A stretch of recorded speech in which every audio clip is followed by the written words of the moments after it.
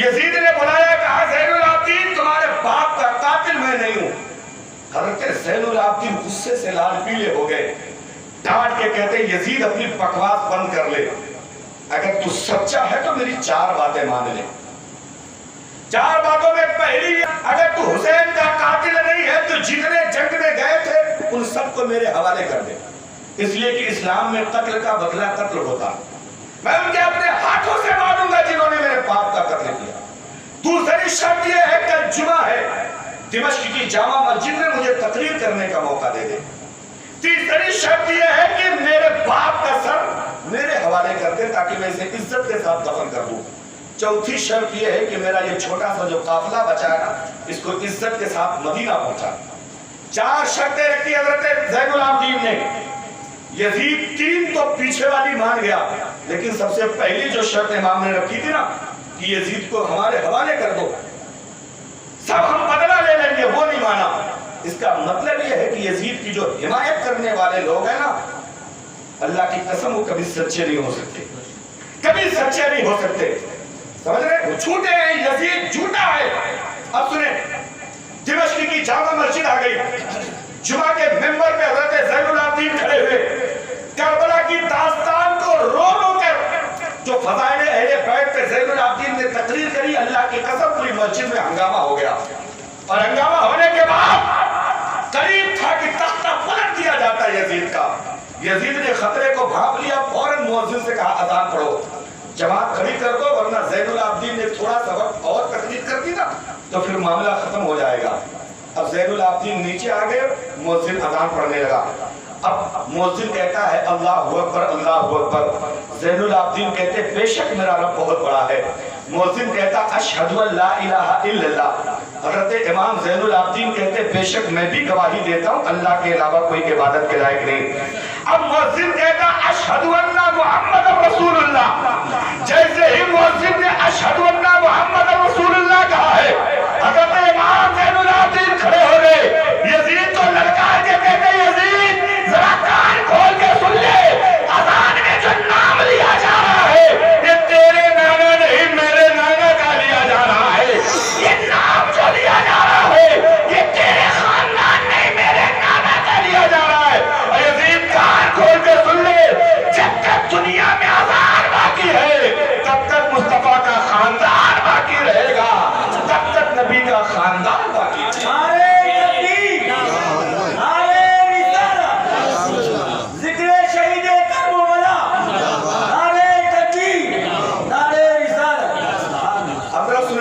اس کے بعد ایک قافلہ کربلا آ گیا. اب یہاں 2 روایت ملتی ہے. ایک روایت ہے کہ امام پاک کے سر کو دے دیا, انہوں نے لے جا کے کربلا میں دفن کر دیا.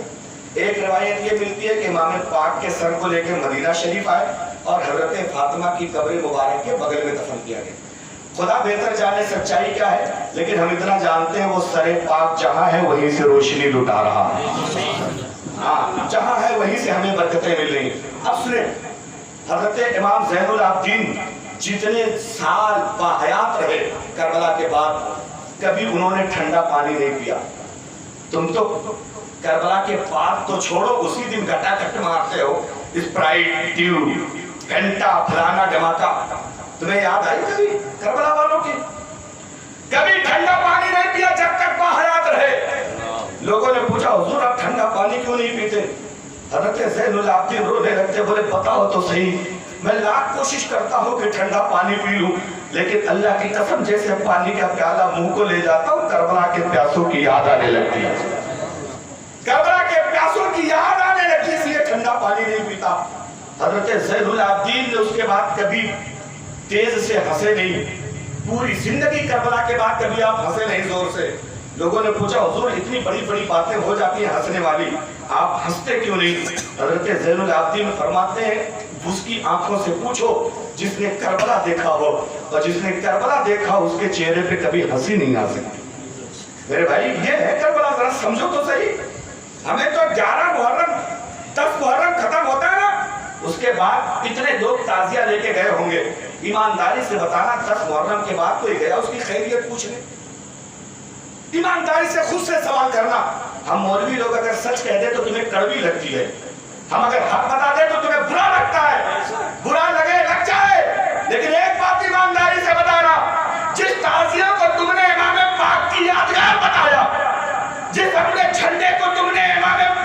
شان بلند کرنے والا بتایا.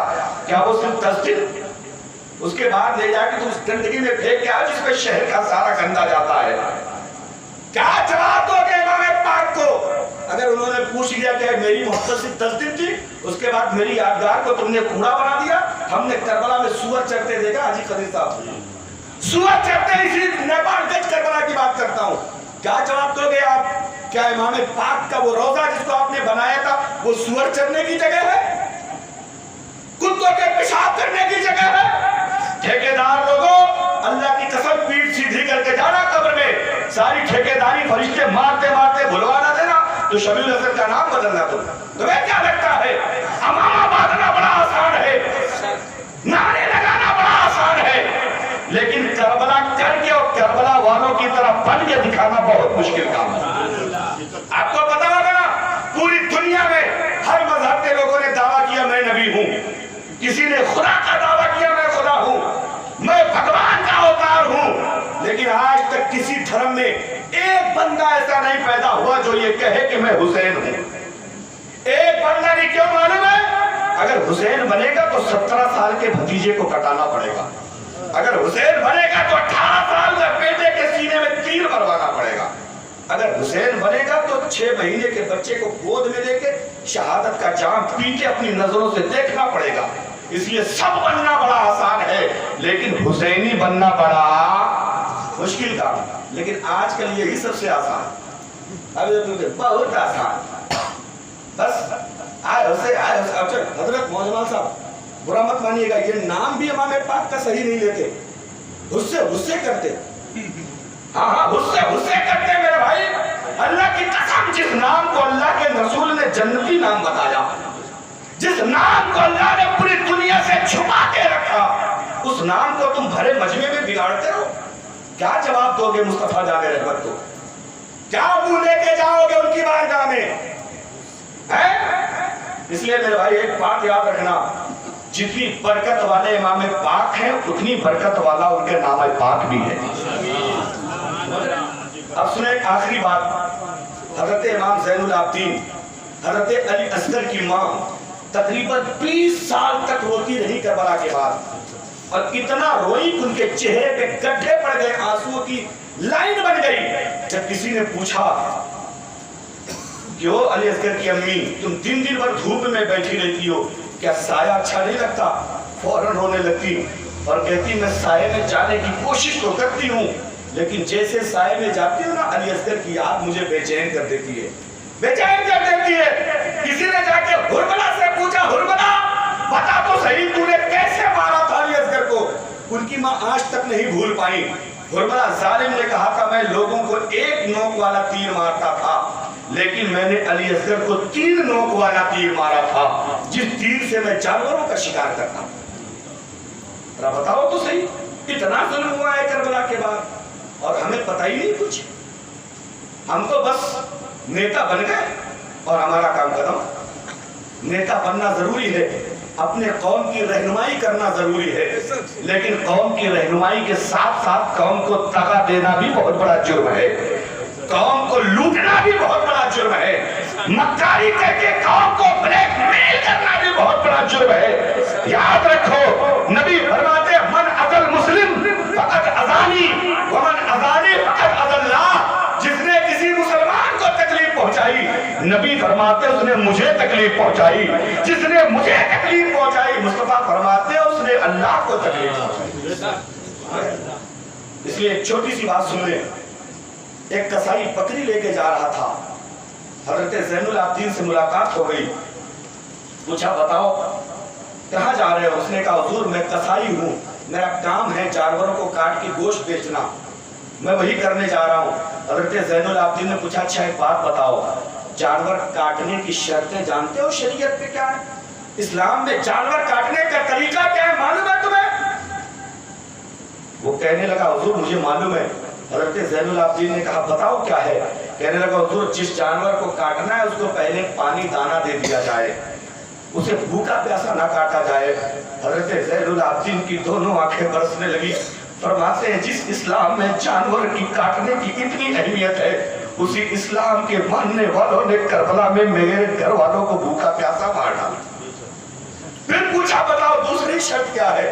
حضرت زین العابدین نے جیسی پوچھا قصائی کہتا حضور دوسری شرط یہ ہے کہ جس جانور کو ذبح کیا جا رہا ہے اگر بچوں کو ذبح کیا جا رہا ہے تو ماں باپ کے سامنے نہیں کرنا ہے، اور اگر ماں باپ کو ذبح کیا جا رہا ہے تو بچوں کے سامنے نہیں کرنا ہے، اس لیے کہ جانور ہو یا انسان دل تو سب کے پاس ہوتا ہے۔ بڑی تکلیف ہوتی ہے، اتنا سنتے ہی زین العابدین سر پکڑ کے بیٹھ گئے اور ارشاد فرماتے اللہ کی قسم اسلام کا یہ قانون بھی کربلا میں توڑ دیا گیا، بچوں کو باپ کے سامنے ذبح کر دیا گیا اور باپ بھائیوں کو بچوں کے سامنے ذبح کر دیا۔ حضرت زین العابدین نے پوچھا اچھا بتاؤ تیسری شرط کیا ہے جانور ذبح کرنے کی؟ بتا تیسری شرط یہ کہ جس چھری سے ذبح کرنا ہے اس کو خوب تیز کر لیا جائے تاکہ گردن جلدی سے کٹ جائے۔ حضرت زین العابدین اتنا سنے روتے روتے گر گئے اور فرمانے لگے سنو دور ظالموں، جب امام پاک کی گردن کاٹی جا رہی نا چھری اتنی مردار تھی کہ کئی بار چلانے کے باوجود بھی امام پاک کی گردن نہیں کاٹ پا رہی تھی۔ اور میرے بھائیوں ذرا سوچ کے تو دیکھو کربلا کیا ہے۔ ہم تو تیوہار مناتے ہیں کربلا کو اور کچھ لوگ لکھتے ہیں فیس بک وغیرہ پہ کہ یہ فیسٹیول ہے، یار یہ فیسٹیول نہیں ہے، یہ کربلا تمہاری زندگی کا سب سے عظیم مقصد ہے، کربلا تمہاری زندگی کا سب سے بہترین نمونہ ہے۔ یہ کربلا ہمیں بتاتا ہے ظالم کتنا بھی طاقتور ہو اس کے سامنے ڈٹ کے یہ پیغام دے دینا دنیا والوں رسول والے ہمیں ہے، ہمیں خدا والے کائنات کے مالک و مقتدر والے، ہمیں یزید نام بھی تیرا کوئی نہیں لیتا، دل و دماغ پہ چھائے ہیں کربلا والے، یزید نام بھی تیرا کوئی نہیں لیتا، دل و دماغ پہ چھائے ہیں کربلا والے۔ کربلا نے تو ہمیں یہ سکھایا اور ہم ہے کہ 500 میں بک جاتے نا، 500 میں یزید نے کہا تھا حسین دولت چاہیے دولت لے لو، شہرت چاہیے شہرت لے لو، حکومت چاہیے حکومت لے لو، جو چاہیے منہ کھولو وہ لے لو، بس ایک کام کر دو ہمیں مان لو۔ ہمارا یزید کو ماننے کا مطلب کیا تھا معلوم؟ یزید نے کہا تھا بہن بھائی شادی کر سکتے، بہن بھائی نے نکاح جائز کر دیا، ماں بیٹے زنا کر لیتے تھے اس کے زمانے میں، نماز سے پابندی اٹھا دی گئی تھی، زکات دینا ضروری نہیں تھا یزید کے زمانے میں، روزے رکھنا کوئی معمولی چیز سمجھی جاتی تھی۔ اگر امام پاک اس کو مان لیتے تو مطلب اس کی مان لیتے، اور یہی امام پاک نے نہیں کیا تھا، اس لیے کہ ظلم کے خلاف کھڑے ہو جانا ہی ایمان والوں کی شان ہے۔ اس لیے میرے بھائیوں سچ بولنے کی عادت ڈالو، ظلم کے خلاف لڑنے کی عادت ڈالو، ظلم کے خلاف جتنی دیر سے اٹھو گے اتنی ہی لاشیں تمہیں اٹھانی پڑے گی۔ اس لیے ابھی وقت ہے اس چیز کے لیے۔ امام حسین نے جو ظلم کے خلاف پیغام دیا تھا اور دنیا کو بتایا تھا بے شک اسلام ہی وہ دین ہے جو اللہ کا سب سے پسندیدہ دین ہے، اور اس دین پہ قائم رہتے امام پاک نے ہم لوگوں کو آج دین پہ چلنے کا طریقہ بتایا۔ اس لیے میرے بھائیوں آپ لوگوں سے گزارش ہے کہ ان چیزوں کے چکر میں نہ پڑیں۔ دیکھیں یہ عید غدیر ہمارا طریقہ نہیں ہے، حضرت علی کی محبت ہمارے سروں کا تاج ہے۔ حضرت علی سے اللہ کی قسم میں ممبر مصطفیٰ پہ بیٹھ کے کہتا ہوں کوئی ایک سنی عالم ایسا آپ بتاؤ جو حضرت علی سے محبت نہ کرتا ہو؟ یا تم نے حضرت علی کو علماء سے سن کے جانا ہے، ہم نے حضرت علی کو مصطفیٰ کی حدیثوں کو پڑھ کے جانا ہے۔ تمہیں کیا معلوم کہ علی کون ہے؟ علماء سے سنتے نہیں۔ بخاری شریف کا موسم اللہ صاحب یہ جاہل قوم بخاری شریف کا حوالہ دیتی ہے، اور میں گارنٹی کے ساتھ کہتا ہوں اصلی بخاری کتاب ان کی نظروں سے نہیں گزری ہوگی، یہ بخاری کا حوالہ دیتے ہیں۔